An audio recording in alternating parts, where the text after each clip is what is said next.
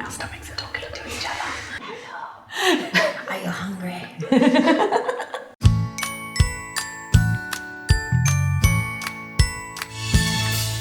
Welcome to A Cup of Tea with Bree, where I get to know some of North Queensland's most amazing parents, incredible business people and inspiring characters. Now, today's guest is a parent and teacher who is passionate about using her knowledge to help others. Through this, she's recently put out her very first book, Prepping for School Success, How to Survive and Thrive in the Early Years. Now, this book is full of helpful tips, tricks, and practical information to make the early years easier on everyone involved. So please welcome Julie Dore. How are you, Julie? Good, Bree. Thank you for that lovely introduction. I just sit here and hear all my praise. So very nice. Well, you're a school teacher as well, so you're praising children all the time. So it's nice to get some in return. Yeah, a sticker and a stamp back. It's nice. I will give you a sticker on the way out if you do a good job. If I do a good job, yeah. Only if you do a good yeah. Excellent. So tell me about your childhood. Where were you born? Actually in Cairns. I think I'm one of those rare born and bred locals. Locals, yeah. And I was talking to my mum and 4th or 5th generation Cairns locals. Wow. So yeah, pretty crazy actually. I think we're a bit rare these days. But yeah, it was just, I guess, my childhood with my brother and I. He's 6 years older than me, and so we didn't really like each other growing up, I think, as brother and sister do, and tormented each other a lot. And I think once he moved out, we were kind of friends because he could drive me around. Yeah, he became very useful. Yeah. But yeah, growing up, not so much. And yeah, I think most of the time around Cairns was spent riding our bikes around, no shoes. You knew to come home when the street lights came on. Swimming in creeks with our friends, sleepovers.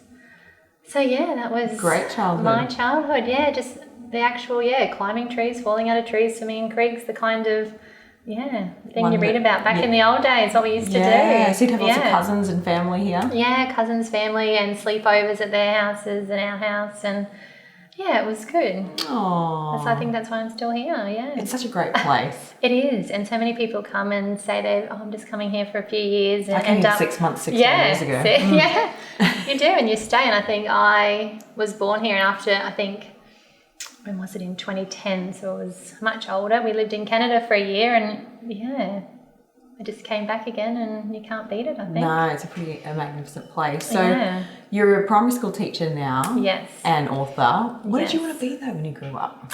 Oh, well, it's a bit embarrassing, but wanted to be a famous singer and dancer, but you could have said you want to be a stripper or something. Oh, yeah. That's embarrassing. To make more money. But yeah, I couldn't sing and couldn't dance, unfortunately. So I had great aspirations, and I used to, you get the TV hits and you listen to Rage and you learn all the songs, and I thought I was really good, but I just couldn't actually sing or dance. So I had to find another path. How good was Rage back in the day? So good. I'm not going to sing. Yeah. It used to be the thing on a Saturday morning that you had to get up and start watching Rage in the morning. And we'd get the TV Hits magazine and it would have all the lyrics to the song, so you could sing along and record it on your cassette, and then the person would talk over it at the end of the song. Yes, or you put it up to Chipmunk. Yeah. Yes. Flashbacks. All those fun things. So what made you want to write your book then? I think I saw a need after teaching for 14 years. And then my daughter went through kindy and she's in prep this year. I saw the parent side as well. And I just thought I knew everything as a teacher. Like, my daughter's going through kindy and prep. This is going to be so easy. I know it all. And then I didn't know the parent stuff. I was freaking out about lunches and uniforms and routines and homework. And so I had to learn that stuff as well. And I really got to, I guess, sympathise with the parents. All the questions they'd been giving us, they were worried when they came into school, and they were genuinely. Yeah.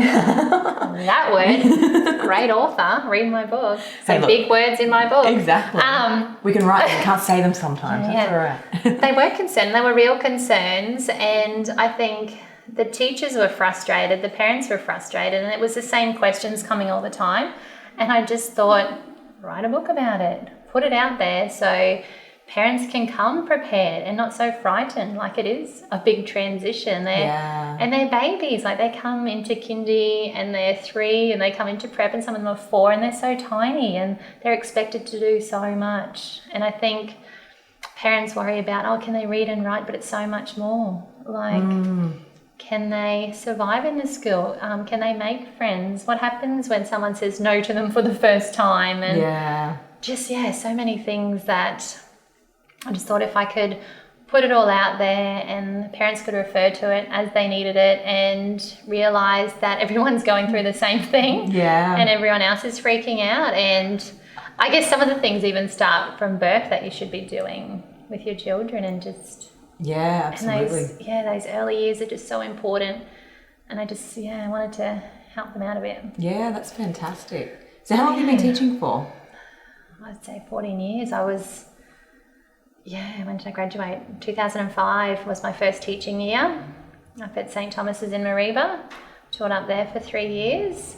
And then came down to Cairns and been teaching in Cairns ever since. Wow. So in between having a couple of children. Yeah. So how many kids have you got? 2? So 2. I've got a 5-year-old daughter Claire, who's in prep this year, and a 1-year-old Mia, who's at home and fun, and allows, when my husband's home, I get to do a bit of relief teaching and write a book when she sleeps. Yeah, relief teaching, that's fun. The relief teachers are always the best. I know, I've had some classes where they're awesome, and especially when I go back to my school, and the other day I taught my preppies that I'd had and they're grade 2, and they're like, Mrs. Dore, I'm like, my babies, it was so good to see them grown up and what they could do now, and it was really nice. And then some classes you have and you really earn your money and you just think, I've taken one for the team today, like your teacher had a nice day today because I was in here taking one for the team. Oh. So, I know what we were like. I think children in a class, especially when there's someone new, they're like,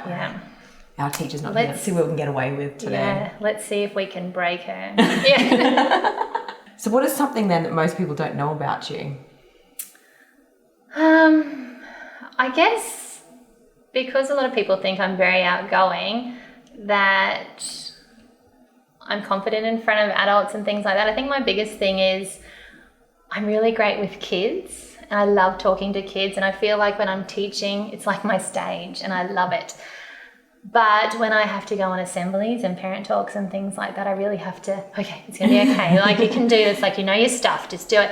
And which is crazy because where I'm heading now, I'm doing workshops for parents and workshops for educators, and I'm really stepping out of my comfort zone, and I've really had to step back and think, okay, you're doing good. This is stuff people want to know, and it's helping people, but just come on, they're just big kids. Yeah. You can't put them in naughty corner, or you can't. Sometimes you want to, though. You can't take naughty parents. You can't take their hat away or whatever. But so I think talking to big groups, makes adults and things like that. It means you care. That's all. Yeah, you're worried about what they're thinking, because you sit there when you're listening to someone and you instantly judge what they're wearing, what they're saying, and in those first few minutes whether they're interesting or not. Are you going to listen the whole time? And just because I know I do that myself, I'm thinking that's what they're thinking. So what's been one of your best achievements then? Professionally, I'd probably my book. I never thought I would or could write a book. I just kind of thought I was always going to be a teacher, and that's what I would do, and I loved it, and I still love it.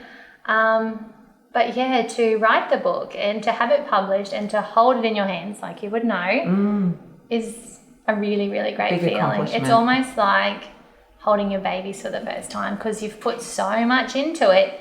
It's like your baby. And I know when I've been sending it out to people that have been ordering it, I message them and say, have you got it? Did it arrive safely? You're like, I'm worried about it in the mail. It's so ridiculous. And my mum takes little photos of it in the book, so it's in a few bookstores now. So she takes a photo and sends it to me, and I'm like, oh, Mum, where is it? And she's like, here it is, and it's facing out this way, and you just get like these proud mummy moments. Yes, and when you find someone reading it, I still get those moments when I see someone reading something. Like, I got goosebumps. It's just, and when people talk about it or comment on it, or I've heard about your book, I'm like, oh, stop it, but tell me more. It is. Oh, that's beautiful. Yeah. So tell me then, if you could have dinner with 3 people, whether past or present, who would they be and why? So they don't have to be living. So my nan, which is really weird because I've never met my nan. It's my mum's mum, who passed away before I was born.